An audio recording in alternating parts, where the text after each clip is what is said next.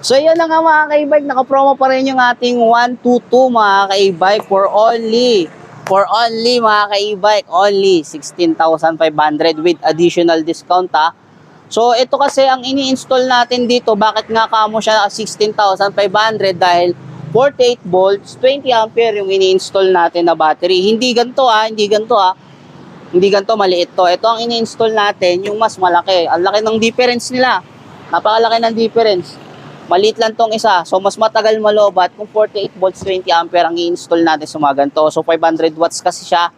Yung motor type niya, mas maganda kung mataas din yung battery para at the same time, hindi mabilis malobat mga ka-e-bike. So, yun. Dapat alam nyo rin yung mga binibili yung unit na mga binibigay sa inyo para at least, kumbaga, intact na talaga lahat. All in na. So, kagandahan, pag 48 volts 20 ampere ang nilagay nyo rito, ang naka-install na battery is mas matagal siyang malobat, mas mahaba yung range ng babiyahin nyo mga ka-e-bike. So ayun, so mga gusto mag-avail, naka-promo pa rin yung ating 122 for only 16,500 with additional discount yan. So sugod lang kayo sa mga branches ni Red Kingdom Electric Bike. Marikina, San Mateo at Montalban branch. So ano pang hinihintay nyo? Sugod na mga ka-e-bike.